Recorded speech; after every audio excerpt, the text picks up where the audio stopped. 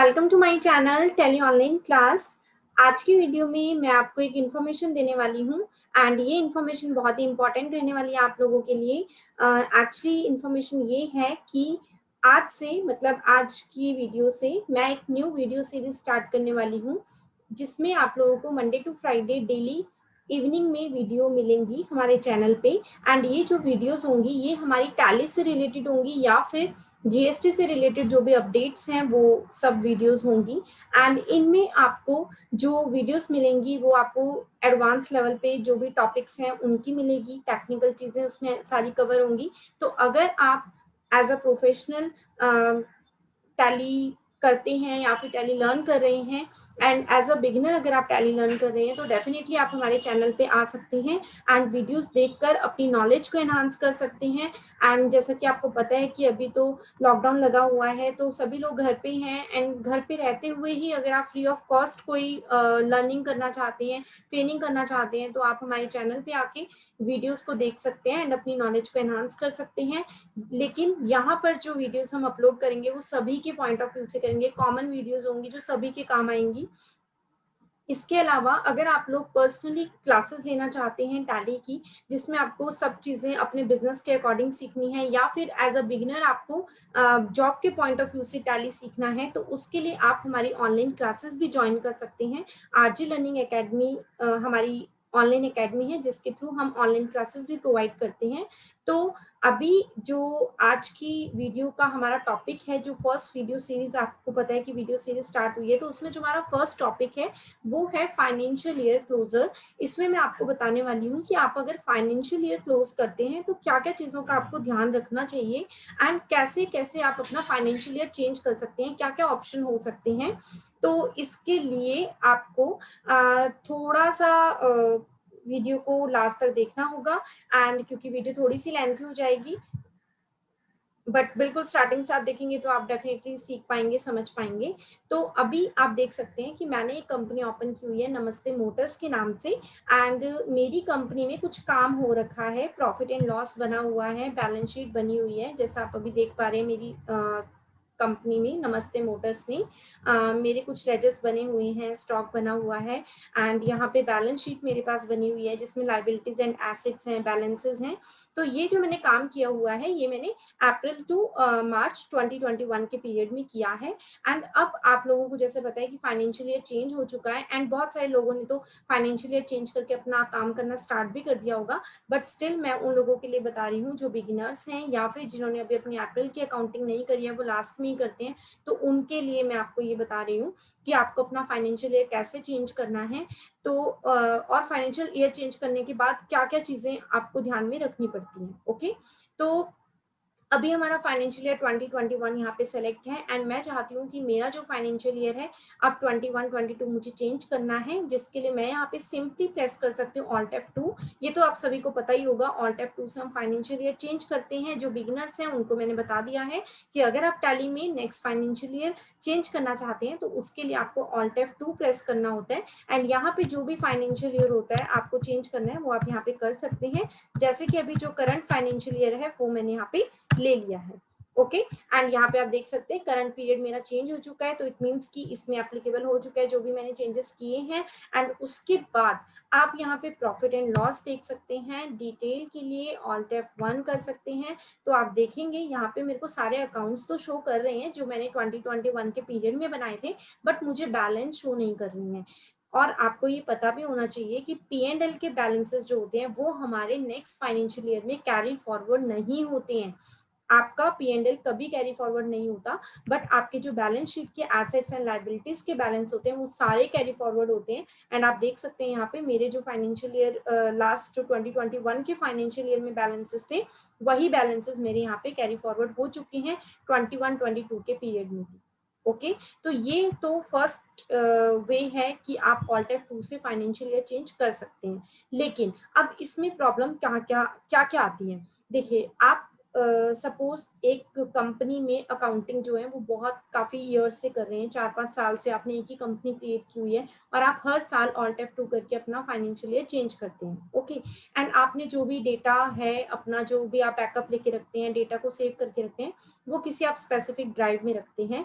And by chance की वो drive आपकी करप्ट हो जाती है, अगर आपकी ड्राइव करप्ट हो जाती है तो इट मीन्स कि उसमें जो डेटा होगा वो भी आपका लॉस होगा एंड वो लॉस आप बेयर भी नहीं कर पाएंगे। तो इस चीज से बचने के लिए हम कोई और भी तरीकों को देख सकते हैं कि हम कैसे अपना जो काम है वो सारा सेफली रख सकते हैं। तो ये तो मैंने आपको सिंपली बता दिया, ऑल्ट F2 से आप फाइनेंशियल ईयर चेंज करेंगे, ये भी तरीका सही है। बट अगर आप अपने डेटा को अच्छे से रखते हैं, अच्छे से ध्यान से आप रखते हैं, आपका ध्यान रखते हैं कि कोई भी आपकी जो ड्राइव है जहाँ पे आपने डेटा रखा है वो करप्ट ना हो, तो वेरी गुड, आप ये जो प्रोसेस है उसको फॉलो कर सकते हैं। हर साल आप ऑल्ट F2 करके अपना फाइनेंशियल ईयर चेंज कर सकते हैं। अब उसके बाद मैं आपको सेकंड बता रही हूँ। सेकंड हमारे पास है split company data. Split company data means मैं अगर अपने डेटा को स्प्लिट करना चाहूँ, ऐसा मैंने क्यों कहा, क्योंकि मैंने अभी आपको ये बताया कि अगर आप लास्ट 4-5 सालों से एक ही कंपनी में काम कर रहे हैं और हर साल आप ऑल्ट F2 करके फाइनेंशियल ईयर चेंज करते हैं, तो इससे सबसे पहले होता क्या है कि आपकी कंपनी लोड बहुत लेट होती है। आपकी कंपनी में आप जो भी काम करते हैं, एक एंटर मारने के बाद आपको थोड़ी देर रुकना पड़ता है क्योंकि वो बहुत स्लो होने लग जाती है, क्योंकि उसमें डेटा इतना सारा हो जाता है। तो अगर आप इस चीज से बचना चाहते हैं कि आपका जो डेटा है वो बहुत ज्यादा, मतलब आपका जो सॉफ्टवेयर है वो बहुत ज्यादा स्लो वर्क ना करे, जल्दी आप स्पीडली काम कर पाए, तो उसके लिए आप अपने डेटा को स्प्लिट करके रख सकते हैं।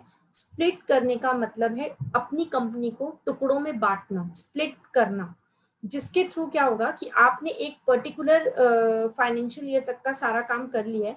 अब आप वहां से अपने डेटा को स्प्लिट कर सकते हो एंड नेक्स्ट फाइनेंशियल ईयर के लिए आप न्यू कंपनी में डेटा को लेके जा सकते हो। इसका मतलब क्या है, जैसे अभी आप देखिए मैंने अभी दोबारा से ऑल्ट F2 करके यहाँ पे अपना फाइनेंशियल ईयर ले लिया है, वही सेम 2021 अब अगर मैं चाहती हूँ कि मैं कंपनी स्प्लिट करूँ तो ऑब्वियसली मेरी स्प्लिटेड कंपनी में भी तो मेरे सारे बैलेंसेस आने चाहिए, मेरे को एसेट लायबिलिटी के बैलेंस तो वहां पर भी चाहिए होंगे ना। अगर आप नेक्स्ट फाइनेंशियल ईयर भी ऑल्ट F2 करके या फिर आप स्प्लिट करके भी करते हैं तो भी आपको अपने बैलेंसेस तो कैरी फॉरवर्ड करवाने हैं। तो आपको एक चीज का ध्यान देना है कि जब आप स्प्लिट करते हैं, अपनी कंपनी को स्प्लिट तभी करना जब आपकी फाइनल बैलेंस शीट बन चुकी है, आपकी बैलेंस शीट पूरी अच्छे से प्रिपेयर हो चुकी है लास्ट फाइनेंशियल ईयर की, तभी आप अपनी कंपनी को स्प्लिट करना। अगर आप अपनी कंपनी को कभी भी स्प्लिट कर देंगे, सपोज आपने अप्रैल मंथ में स्टार्टिंग में ही अपनी कंपनी को स्प्लिट कर दिया एंड बाद में आपका जो लास्ट पीरियड की जो फाइनेंशियल ईयर की जो बैलेंस शीट है वो आप बाद में प्रिपेयर कर रहे हैं, अप्रैल मई तक आपकी कंप्लीट हो रही है, तो आपके जो बैलेंसेस होंगे, कैपिटल के बैलेंस होंगे, जो ओपनिंग बैलेंसेस होंगे, वो सब थोड़ा सा चेंज आपको करने पड़ेंगे स्प्लिटेड कंपनी में। तो इसलिए कंसीडर यही करिए कि जब आपकी balance sheet last financial year की प्रिपेयर हो चुकी है तभी आप कंपनी को स्प्लिट कीजिए, ताकि सारे जो बैलेंसेस हैं वो ऑटोमेटिकली ट्रांसफर हो जाएं, आपको कुछ भी दोबारा से ऑल्टरेशन या चेंजेस ना करने पड़े। ओके, तो अभी मैं स्प्लिट करना आपको बताऊंगी। 1 अप्रैल 2021 तक तो मेरा इस कंपनी में काम है और अब मैं चाहती हूँ 1 अप्रैल 2021 से मेरे को अपनी कंपनी को स्प्लिट करना है। ओके, तो उसके लिए मैं क्या करूंगी, देखिए यहाँ पर आप अभी मैं मानती हूँ कि ये मेरा सारा प्रॉपर एक बैलेंस शीट मेरी इस फाइनेंशियल ईयर में बनी हुई है एंड मैं यहाँ पे आ जाती हूँ डेटा पे।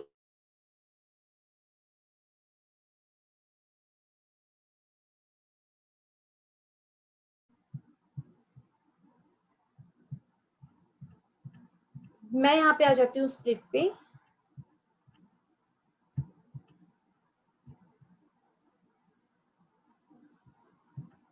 एंड यहाँ पे स्प्लिट पे आने के बाद मेरे पास सबसे पहले आ रहा है वेरीफाई डेटा। वेरीफाई डेटा पे एंटर करूंगी, अपनी कंपनी पे एंटर करूंगी एंड इसको एक्सेप्ट करूंगी। तो यहाँ पे आ रहा है नो एरर फाउंड, मैंने यहाँ पे अपना डेटा जो है वो वेरीफाई कर लिया है एंड उसके बाद दोबारा से जब मैं डेटा पे जाती हूँ एंड यहाँ पे मैं स्प्लिट पे जाकर स्प्लिट डेटा करती हूँ, तो मुझसे यहाँ पे सिंपली एक स्प्लिट फ्रॉम मुझसे पीरियड पूछ रहा है कि किस डेट से आपको अपनी कंपनी को स्प्लिट करना है।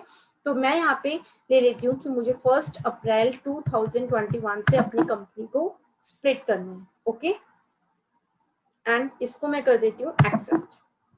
Continue to split company data enter करूंगी। देखिए मेरा थोड़ा सा टाइम लगता है, अभी तो मेरा डेटा कम था तो इसने फटाफट से कर लिया, बट अगर आप लोगों का डेटा बहुत ज्यादा होगा तो थोड़ा सा टाइम वो स्प्लिट होने में लेगा।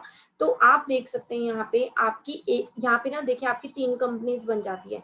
एक कंपनी में क्या होता है कि नमस्ते मोटर्स, इसमें तो आपका सारा काम जो है वो रहेगा ही, एंड इसमें आपका 1 अप्रैल मतलब 1 अप्रैल 2020 से 21 वाला जो पूरा पीरियड का काम है वो आपका रहेगा। एंड यहाँ पे 1 अप्रैल 2021 यहाँ पे आपका न्यू मतलब नो वाउचर सेंटर, इसमें कुछ भी काम नहीं है। और आपका जो 1 अप्रैल 2021 है, आप अपने अब जो फाइनेंशियल ईयर स्टार्ट हुआ है वो इस फाइनेंशियल ईयर का सारा काम आप अपनी इस कंपनी में कर सकते हैं जो आपने स्प्लिट करी है। एंड अगर आप एक बार बैलेंसेस देखना चाहते हैं तो आप यहाँ पे एक बार प्रॉफिट एंड लॉस पे आके डिटेल के लिए ऑल्ट F1 कर सकते हैं। एंड देख सकते हैं आपके यहाँ पे हमारे पास सारे अकाउंट्स आ चुके हैं। एंड अगर मैं यहाँ पे बैलेंस शीट पे आती हूँ और डिटेल के लिए ऑल्ट F1 करती हूँ तो आप देख सकते हैं कि मेरी लाइबिलिटीज और एसेट्स जो हैं वो मेरी यहाँ पर सारी शो कर रही है। देखिए सारी लाइबिलिटीज एसेट्स मेरी यहाँ पर आपको दिखाई दे रही है।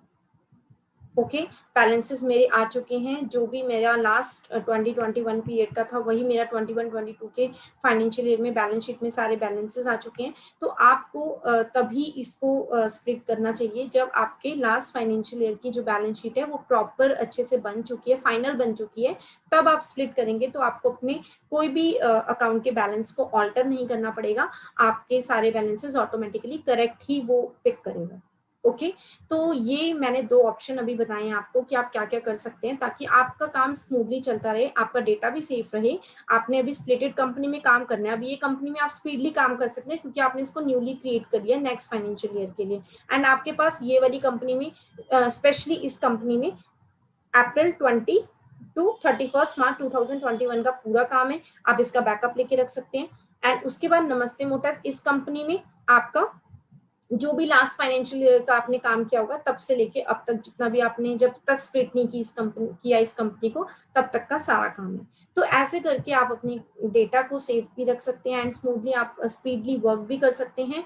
एंड एक और ऑप्शन होता है इंपोर्ट करना, एंड इंपोर्ट के थ्रू भी ना आप अपने सारे ओपनिंग बैलेंसेस जो होते हैं वो लेकर आ सकते हैं अपनी दूसरी कंपनी में। मतलब इंपोर्ट का तो मतलब बिल्कुल ही चेंज होता है कि आप बिल्कुल न्यू कंपनी क्रिएट करते हैं और उस न्यू कंपनी में आप अपने किसी भी दूसरी कंपनी के बैलेंसेस को लेकर आते हैं विद ओपनिंग बैलेंस, सारे लेजर्स मास्टर्स आप लेकर आ सकते हैं।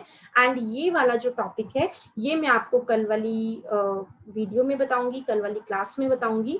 तो अभी आज की क्लास में आपको इतना ही करना है, अपना फाइनेंशियल ईयर आपको चेंज करके देखना है, स्प्लिट करके देखना है अपने डेटा को। एंड अगर इससे रिलेटेड आपको कोई भी क्वेरीज होती हैं तो कमेंट बॉक्स में आप लिख सकते हैं, मैं डेफिनेटली रिप्लाई करूंगी।